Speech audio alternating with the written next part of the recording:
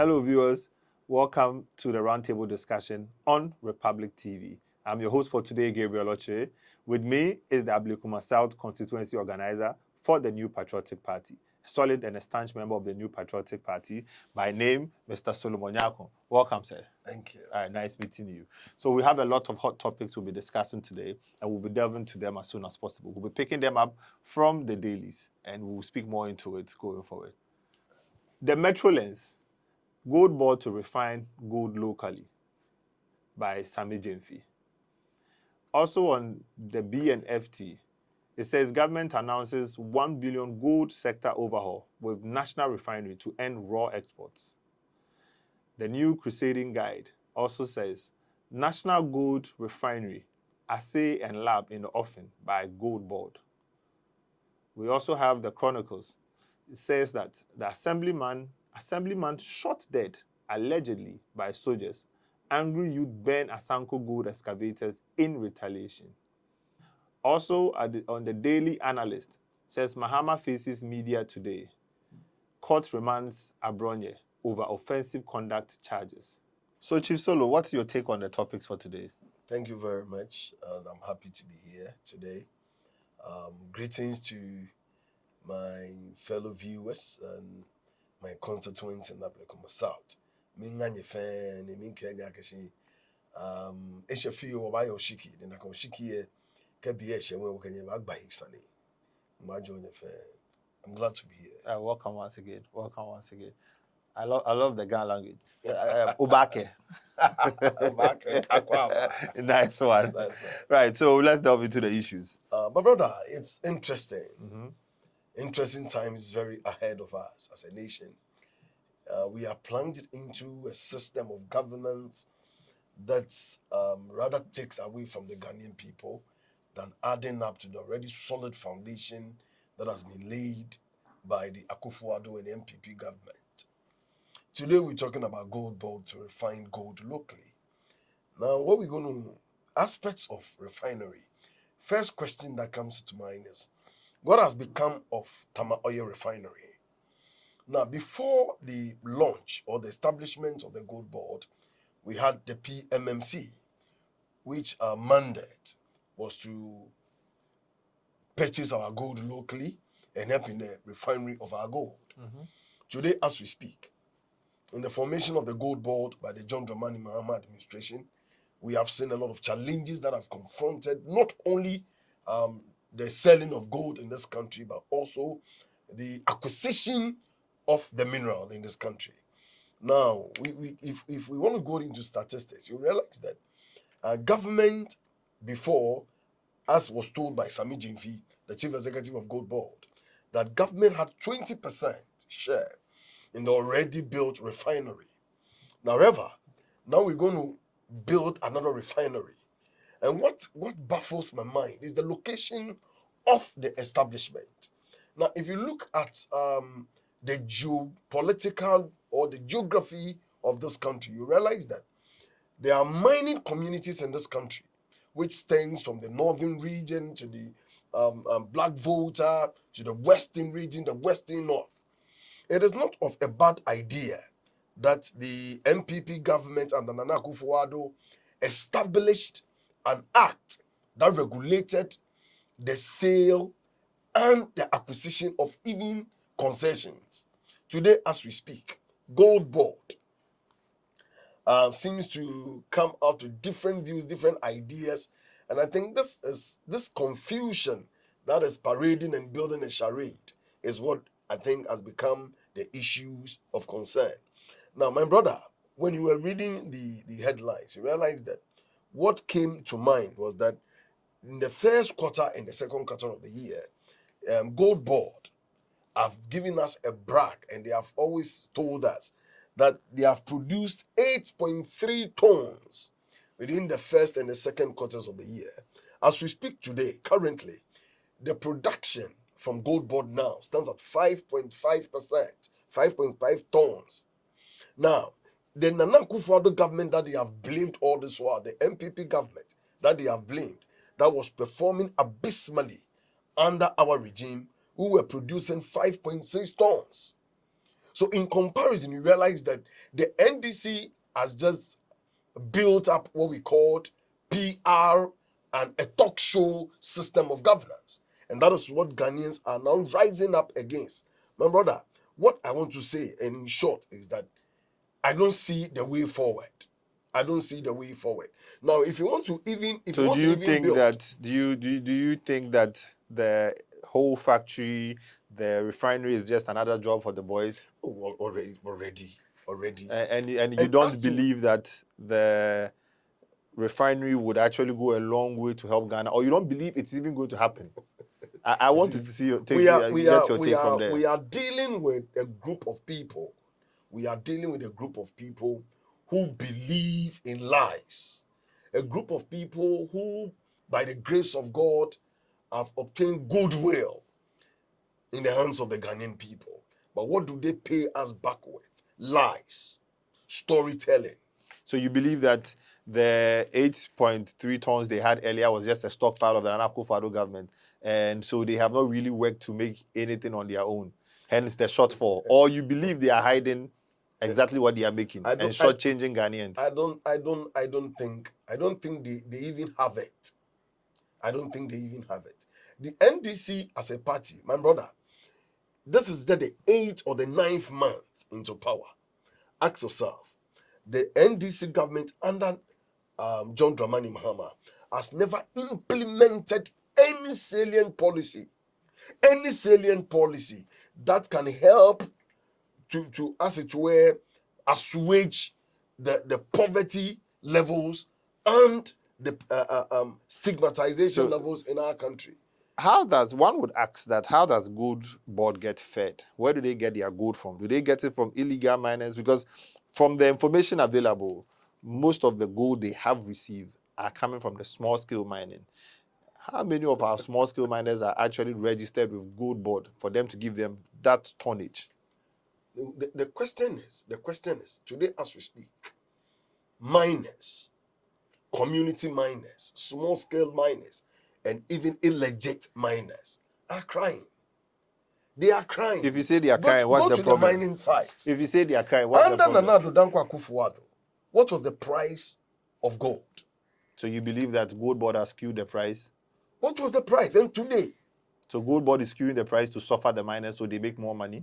That is what we are seeing. That is why they are bragging they have money to put into the system. And where is the money? Today, as we speak, fuel prices is on the rocket. Fares are on the rocket. So you believe that gold prices that we have in this country is not going to actually help the dollar come down, but dollar will go up? We started the program under the Nana Akufo-Addo government, the gold purchasing program. And we saw the benefits that was accrued from that policy. The Ghanaian people are weak now.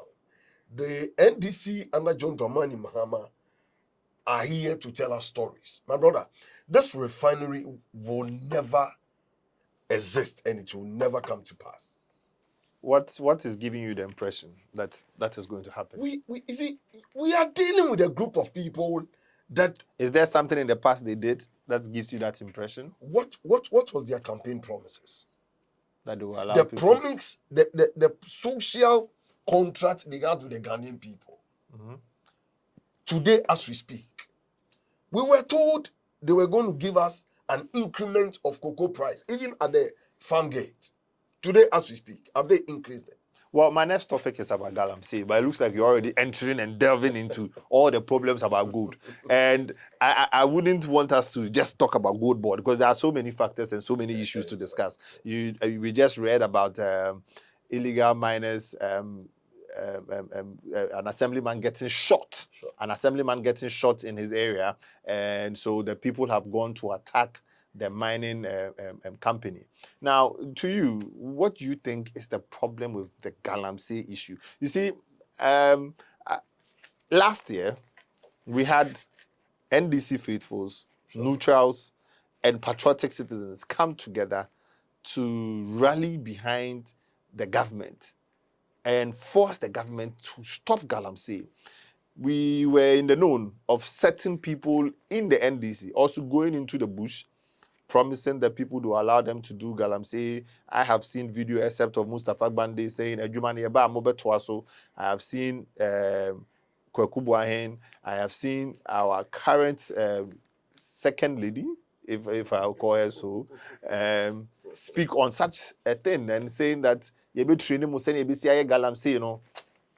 And I think that, do you believe that our galamsey situation is tied with our national security issues, where people are scared to even voice out because look at how they have arrested Abronye.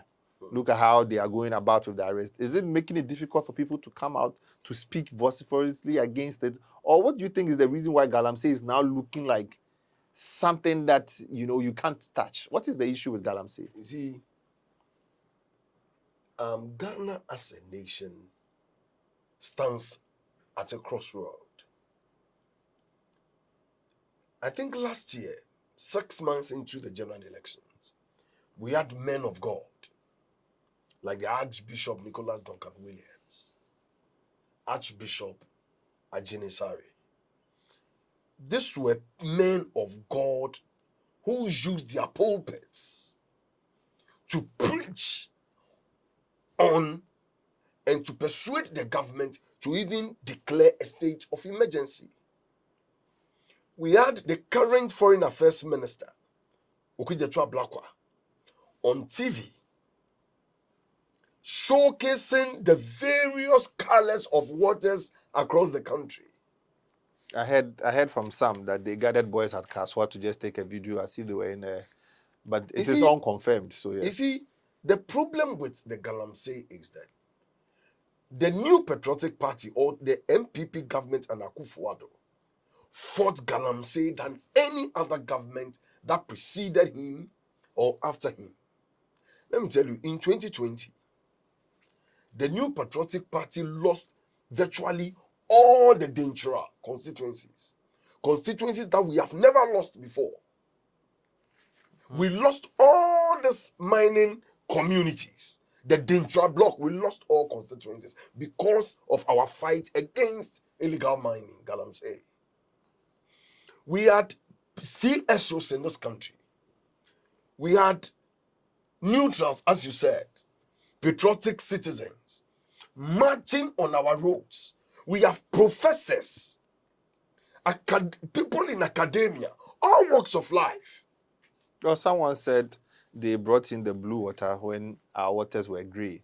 But after inaugurating the blue water, now our waters are brown. What is happening to the color of the water? Now, when you send military men to galamsey sites, and they are even being tortured and killed, then you go and bring JHS graduates, SHS graduates, and you put uniforms on them to go and stop illegal mining. Are we serious as a nation? Maybe we are looking for the first You see, line. when we started even burning these tractors, these excavators that they use for the mining, Betty Mos Idrisu sat on TV and said it is illegal for us to be burning the excavators because in law you don't destroy exhibits. So I want to ask a question. Do you think that Ghanaians sympathize with galamseyers because the NDC made them feel that we, or the New Patriotic Party,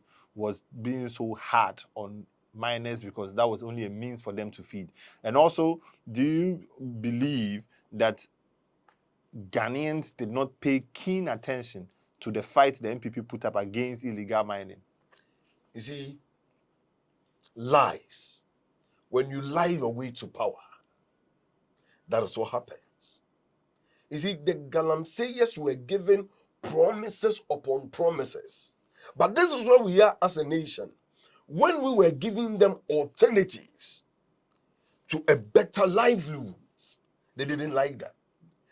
They bought into the propaganda of Kweku Boahen, Yamin, Okudzeto Ablakwa, Nana Jeno Pokwa Ajimai. They were, in fact, they empowered them. So you believe that the rate of impunity by the illegal miners is an empowerment from the current government? In fact, they have their energy and morale from the government. So that if you have a government spokesperson or government machinery giving you an assurance that when you vote for us, we will allow you to mine in our water bodies. This is the results.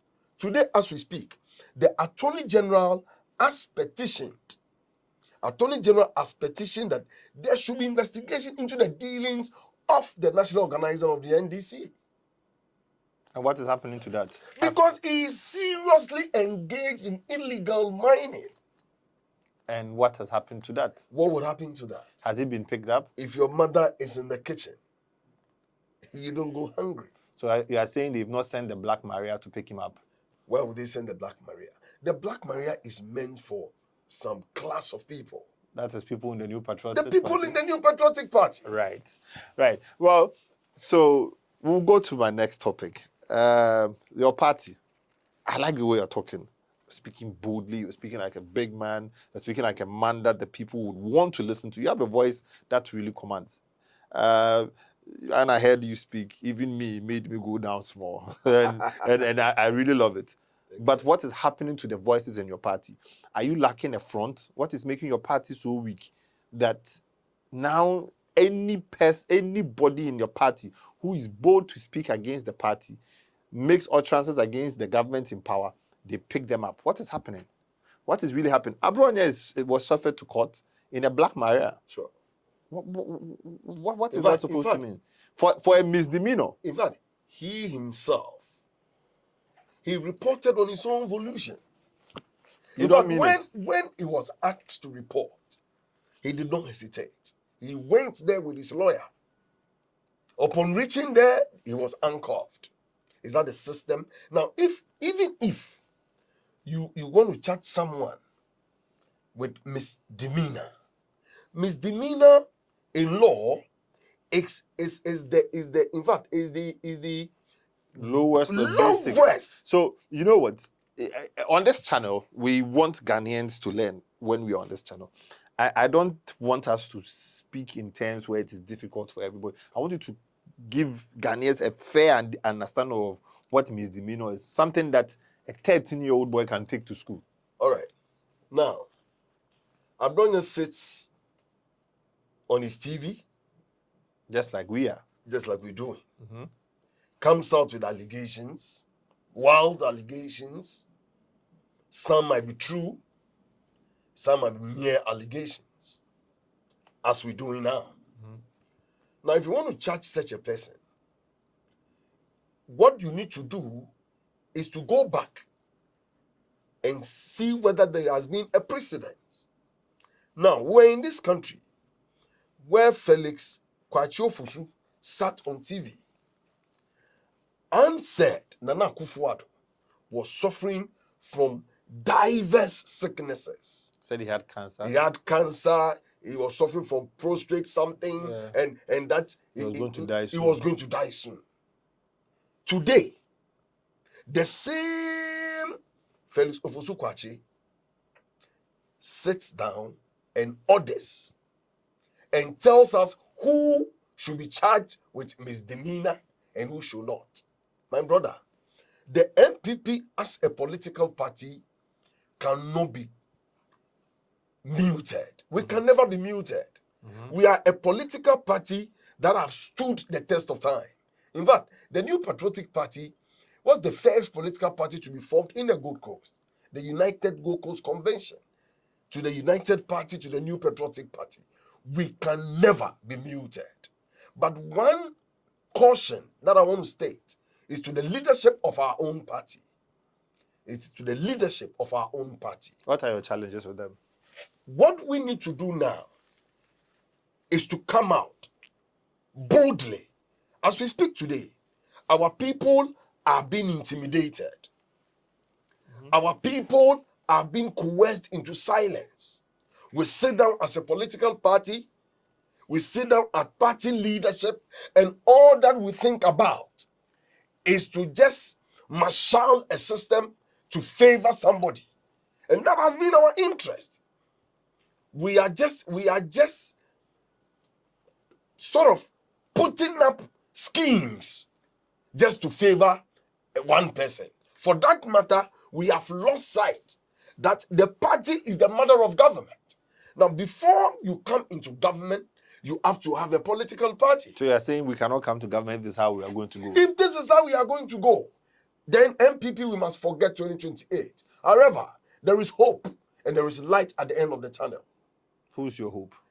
The MPP has a solid hope at this particular time. Viewers want to hear it. All the people who have submitted their forms are fine gentlemen. They are our people. We've worked with them. They have been in this party. We know all of them. But we need someone with special characteristics. Someone that can do something so different. I keep saying that if we keep on holding to the past, then it means there is no future. The New Patriotic Party, as we speak today, is at a crossroad. You need a candidate that can appeal to the youth of this country, the neutrals of this country, the business community, the international community, a candidate that can resonate and kill the apathy. Let me tell you something. I was at the Rock City, and you know what happened? I was speaking to a gentleman from Bono East. He was so pained to the extent that in the 8 years of our government, he didn't have a job to do. He's worked for this party for more than 30 years. And he said one thing to me. He said, my brother, for you coming to Rock City, sleep in a 5-star hotel, alone, in fact, took away that apathy in him. He became so happy. Now, you need a candidate that understands the dynamics. Someone who gives recognition to delegates. Exactly. Always, I say that the New Patriotic Party at this juncture needs a new face, a new message, and a new energy.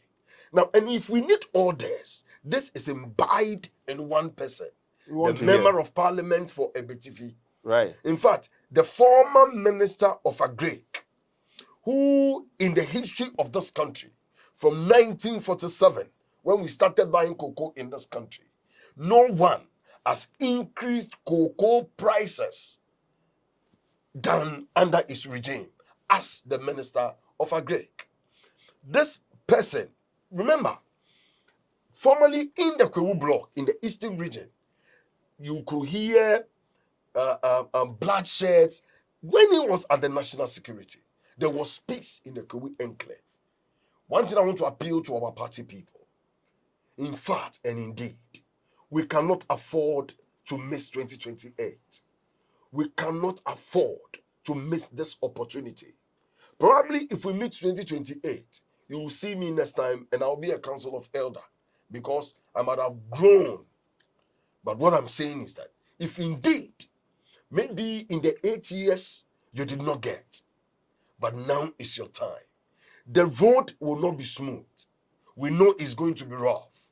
We know it's going to be tough. But inshallah, Dr. Brian Echampo will come out victorious come 31st January 2025. But I want to ask you a question as a member of the Brian team. If Dr. Brian is not flag bearer 2028, do you plan to work and support anybody? Of course, yes. Is this the dream and intention of the Brian's team to see the MPP come into power 2028, assuming that Dr. Brian is not elected? The one thing I've learned from Dr. Brian Echampo, in fact, I had a chat with him. His concern, his burning desire is to see the MPP at a better position.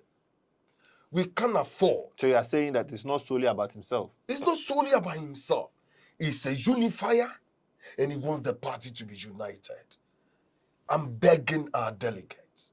Indeed, if we want power, which all of us want, I've always repeated, it will not be easy. The road will be tough. It will never be smooth. But if we come together as a party, if we come together as a unit, and bring Dr. Brian Echampo to lead us in 2028.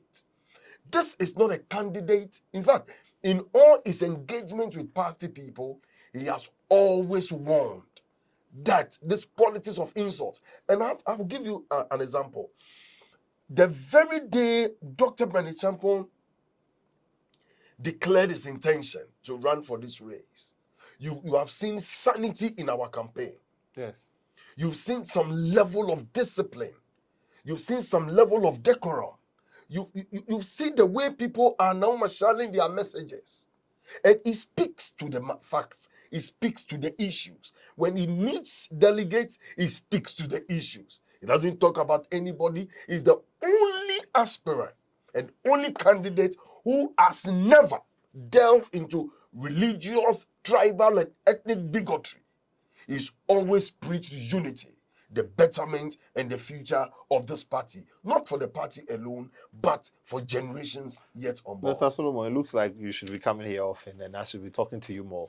You really hit the nail on the head, and I mean, if I wasn't a Brian supporter, I should be following you today. Viewers, that's all time could afford us. Your host, Gabriel Oche, I was glad to have spent time with you. The Roundtable enjoyed your presence. Mr. Nyaku, was so happy to see you. We'll see you again. Thank you so much, viewers. Enjoy the rest of your